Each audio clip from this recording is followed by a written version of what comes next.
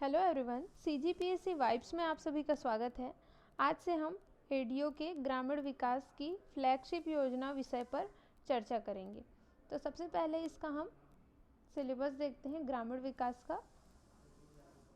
तो ये जो पिछला एग्ज़ाम हुआ था 2017 में, उसमें 30 अंक के 30 बहुविकल्पीय प्रश्न पूछे गए थे। अब ये जो नोटिफिकेशन आएगा तो हमें पता चलेगा कि ये 20 अंक का होगा यह विषय कि 30 अंक का। इसका इकाई 1 है ग्रामीण विकास की विभिन्न योजनाएं, उद्देश्य, पात्रता, मिलने वाली सहायता की जानकारी। इकाई 2 है ग्रामीण विकास की योजनाओं की संक्षिप्त जानकारी। महात्मा गांधी राष्ट्रीय रोजगार गारंटी योजना, राष्ट्रीय ग्रामीण आजीविका मिशन, स्वर्ण जयंती ग्राम स्वरोजगार योजना, इंदिरा आवास योजना, एकीकृत जल ग्रहण प्रबंधन कार्यक्रम, आम आदमी बीमा योजना, प्रधानमंत्री ग्राम सड़क योजना, मुख्यमंत्री ग्राम सड़क योजना। ये हमारा इकाई 2 है। इकाई 3 में है सामाजिक अंकेक्षण। इकाई 4 है ग्रामीण विकास की योजनाओं के क्रियान्वयन में बैंकों की भूमिका। इकाई 5 है सूचनाओं के अधिकार अधिनियम 2005। इकाई 6 है जल ग्रहण प्रबंधन, जिसके उद्देश्य और योजना पे चर्चा करेंगे। मैंने इससे पहले आजीविका विषय पर वीडियो डाला है, तो अगर आपको आजीविका विषय का क्लास देखना होगा तो आप हमारे चैनल में प्लेलिस्ट में जाके देख सकते हैं, वीडियो में तो आपको मिल जाएगा। तो आज हम इकाई 1 से पढ़ेंगे ग्रामीण विकास को। इसमें क्या है, ग्रामीण विकास की विभिन्न योजनाएं, जिसके उद्देश्य, पात्रता और मिलने वाली सहायता राशि की जानकारी, ये सब है। ठीक है, ये इसका टॉपिक है पहला। इसको लिख लेते हैं यूनिट 1। ठीक है, पहला योजना है नियत नेल्लानार योजना। इसका अर्थ होता है आपका अच्छा गांव या यूअर गुड विलेज।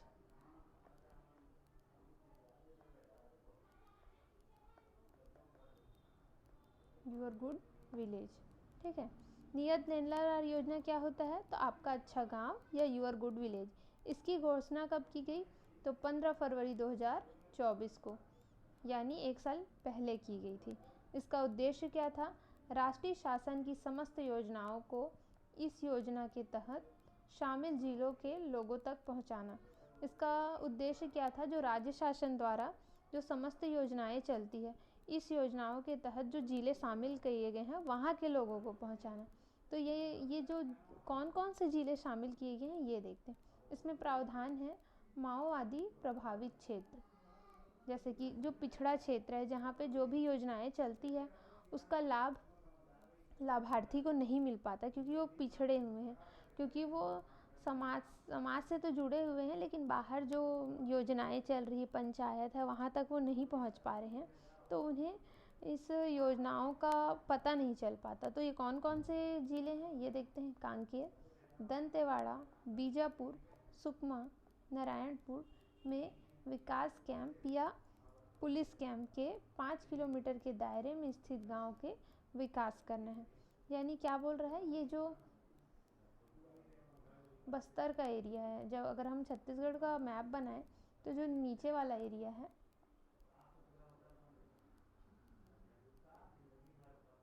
जो ये नीचे वाला है, उसके कुछ ज़िलों में शामिल है। कौन कौन से कितने ज़िले हैं पूछा जाए तो ये है 1, 2, 3, 4, 5।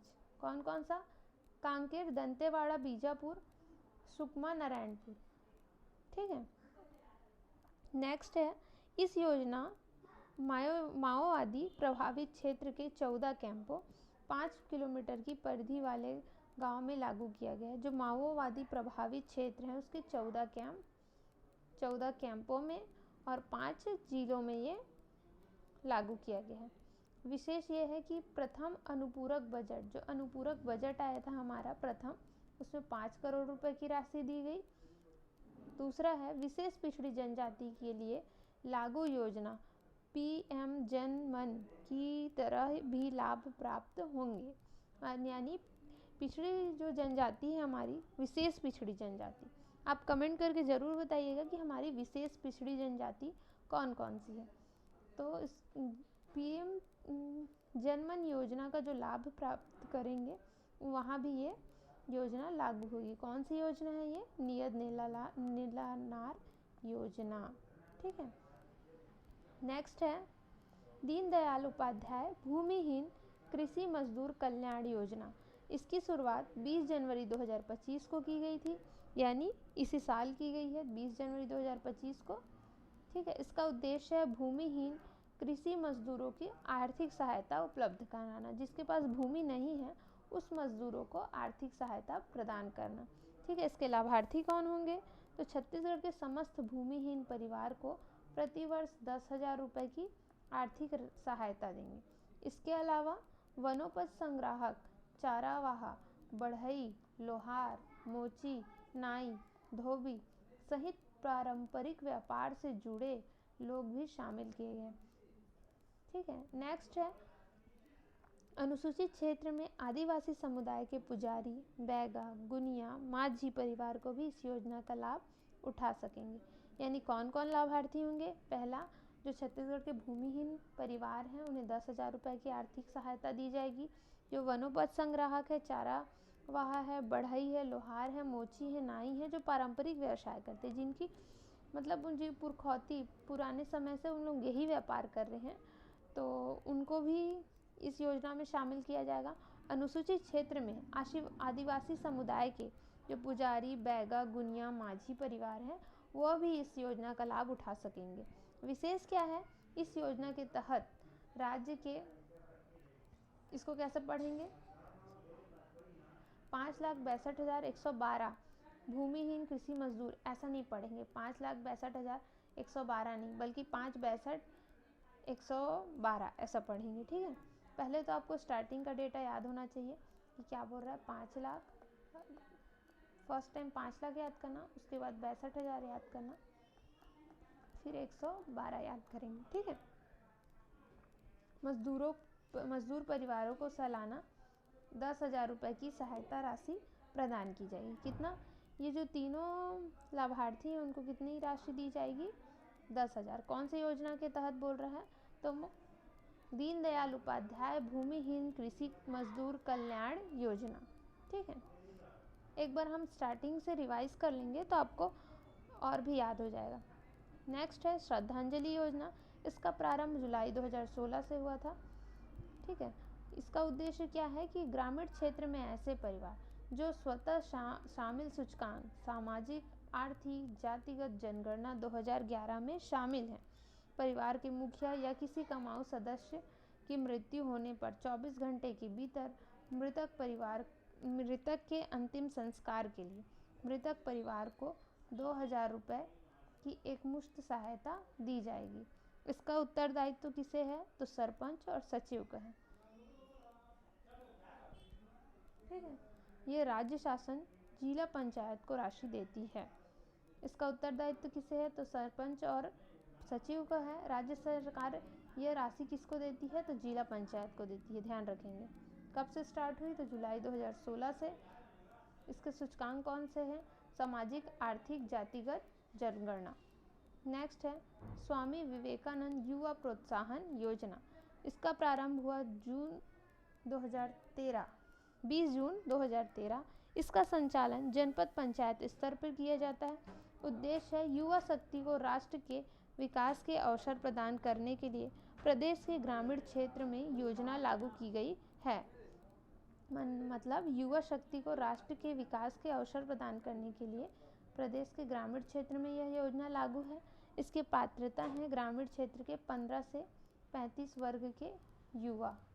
ठीक है। इसमें शामिल है पात्रता में प्रशिक्षण कार्य है, ग्रामीण युवाओं को सांस्कृतिक गतिविधियों के लिए प्रोत्साहित करना, पर्यावरण के प्रति जागरूकता फैलाना, अंधविश्वास एवं रूढ़िवाद के प्रति जागरूकता करना, प्राकृतिक आपदा के नियंत्रण हेतु प्रशिक्षण दिया जाना, नशा मुक्ति अभियान चलाना, आधुनिक कृषि तकनीकी पर प्रशिक्षण कार्यशाला का आयोजन करना। ये कौन सा योजना है? ध्यान रखेंगे तो स्वामी विवेकानंद युवा प्रोत्साहन योजना। नाम से ही पता चल रहा है युवा प्रोत्साहन, युवा को प्रोत्साहित करना। कौन से स्तर पर संचालित हो रहा है, तो जनपद पंचायत। ये कब से स्टार्ट हुआ है, तो 20 जून 2013 से। यह कहाँ लागू हो रहा है, तो ग्रामीण क्षेत्रों में लागू हो रहा है। उसकी पात्रता कौन कौन सी है, तो 15 से 35 वर्ग के युवा शामिल है। इसमें क्या क्या कार्य किया जा रहा है, तो सांस्कृतिक गतिविधियों को प्रोत्साहित करना, पर्यावरण के लिए जागरूकता फैलाना, अंधविश्वास और रूढ़िवादिता के प्रति जागरूकता, नशा मुक्ति अभियान चलाना, ये सब है। जो आधुनिक कृषि तकनीक है उसका प्रशिक्षण दिया जाना, ये सब इम्पोर्टेंट है, आप पढ़ लीजिएगा। नेक्स्ट है मिनी स्टेडियम योजना। इसका उद्देश्य है इसका प्रारंभ कब हुआ, इसका प्रारंभ हुआ 2015-16 से। उद्देश्य है ग्रामीण अंचल में निवासरत प्रतिभागियों को प्रोत्साहित करना, खेल के लिए उपयुक्त मैदान प्रदान करना। ठीक है, ये क्या है, इसका उद्देश्य है।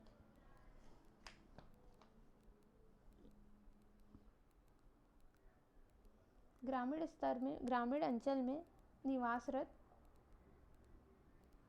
ये थोड़ा सा प्रिंट अलग से हो गए हैं, निवासरत, टाइपिंग मिस्टेक हो गया यहाँ पे, निवासरत ग्रामीण युवकों में खेल के प्रति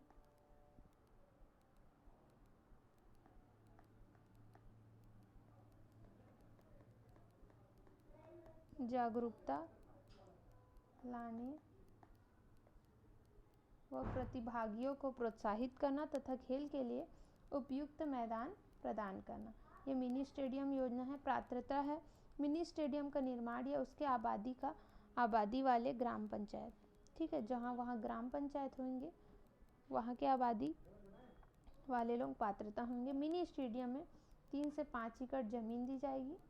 स्वीकृति नवंबर 2022 में स्वीकृति मिनी स्टेडियम 115 है। निर्माण कार्य पूर्ण हो चुका है 98 का। लागत है 58.926 करोड़। नेक्स्ट है मुख्यमंत्री पंचायत सशक्तिकरण योजना। यह प्रारंभ हुआ था 2015-16 से। इस योजना में त्रिस्तरीय पंचायती राज संस्थाओं के निर्वाचन जनप्रतिनिधियों को प्रशिक्षण देने हेतु जिला, जनपद व पंचायत स्तर पर प्रशिक्षण दिया जाना। त्रिस्तरीय पंचायत पदाधिकारियों को मानदेय में वृद्धि किया गया 2024-25 में। ठीक है, इसमें योजना से समझ आ रहा है पंचायत को सशक्तिकरण बनाने वाली योजना है। इसमें क्या बोल रहा है, ये स्टार्ट हुआ 15-16 से। इसमें निर्वाचित जो जनप्रतिनिधि हैं उनको प्रशिक्षण देना जनपद स्तर पर, जिला स्तर पर और पंचायत स्तर पर। इसकी मानदेय में अभी वृद्धि हुई है। अध्यक्ष का जो मानदेय है जिला पंचायत में 25,000 है, जनपद पंचायत में 10,000 है और ग्राम पंचायत में अध्यक्ष ना होकर सरपंच होता है जिसका 4,000 है। उपाध्यक्ष जिला स्तर पर 15,000 है, जनपद स्तर पर 6,000 है और ग्राम स्तर पर 4,000 है। जबकि सदस्य का जिला पंचायत में 10,000 है, जनपद पंचायत में 5,000 है और ग्राम पंचायत में सदस्य ना होकर क्या होते हैं, पंच बोलते हैं, तो उसका 5,000 है। नेक्स्ट है प्रधानमंत्री सूर्य घर योजना। इसका प्रारंभ 29 फरवरी 2024 से हुआ था, मतलब पिछले साल हुई थी। इसका उद्देश्य है, यह एक सौर ऊर्जा आधारित मुक्त बिजली योजना है। सौर संयंत्र न्यूनतम 1 किलोवाट तथा अधिकतम 500 किलोवाट क्षमता वाले सौर संयंत्रों की स्थापना करना है। इसका लक्ष्य मार्च 2027 तक प्रदेश के 5 लाख घरेलू उपभोक्ताओं की छत पर रूफटॉप सोलर प्लांट लगाने की लक्ष्य है। कितना, मार्च 2027 तक 5 लाख घरेलू उपभोक्ताओं के छत पर रूफटॉप सोलर प्लांट लगाने की लक्ष्य। लाभ है कि प्रति माह 300 यूनिट की बिजली दी जाएगी। अनुदान है 1 किलोवाट सौर संयंत्र पर 30,000 रुपये, 2 किलोवाट सौर संयंत्र पर 60,000 रुपये, 3 किलोवाट सौर संयंत्र पर 78,000 रुपये दी जाएगी। नेक्स्ट है अटल समरसता भवन योजना। इसका उद्देश्य क्या है, गाँव में सामाजिक कार्य संपन्न कराने के लिए बड़े भवनों की उपलब्धता सुनिश्चित करना। आवश्यक यह है कि आबादी 3,000 से अधिक आबादी वाले गांव में अटल समरसता भवन की स्वीकृति दी गई है। कितना? 3000 से अधिक आबादी वाले गांव। इसमें नवंबर 2024 का डेटा है ये। स्वीकृति भवन है 118, निर्मित भवन है 101, राशि दी गई है 22.88 करोड़। नोट: वर्ष 2016-17 में अटल समरसता भवन योजना को मुख्यमंत्री समग्र ग्रामीण विकास योजना में शामिल किया गया है। ये इम्पॉर्टेंट है, पूछ सकता है एग्जाम में कि अटल समरसता भवन योजना को किस योजना में 2016-17 में शामिल किया गया। तो कौन सा योजना है? मुख्यमंत्री समग्र ग्रामीण विकास योजना।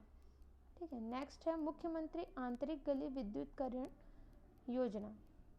इसका प्रारंभ हुआ 14-15 से। उद्देश्य ग्रामीण क्षेत्र की मूलभूत एवं मौलिक सुविधाओं को दृष्टिगत रखते हुए स्थानीय आवश्यकताओं के अनुरूप गांव के गलियों में आंतरिक विद्युतीकरण के कार्य किए जा रहे हैं। मतलब ग्रामीण क्षेत्र में अपनी मूलभूत और मौलिक सुविधाओं को दृष्टि में रखते हुए स्थानीय आवश्यकताओं के अनुरूप गांव की गलियों को आंतरिक रूप से विद्युतीकरण के कार्य किए जा रहे हैं।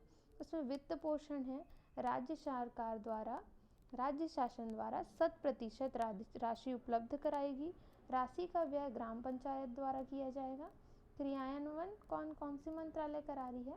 तो पंचायत एवं ग्रामीण विकास। ठीक है। ये हमारा फर्स्ट पार्ट है ग्रामीण विकास की फ्लैगशिप योजनाओं का। इसका एक पार्ट और आएगा जिसमें हम लोग आगे के वीडियो को कवर करेंगे। चैनल को ज़्यादा से ज़्यादा लाइक, शेयर एंड सब्सक्राइब करिए। मिलते हैं नेक्स्ट वीडियो में। धन्यवाद।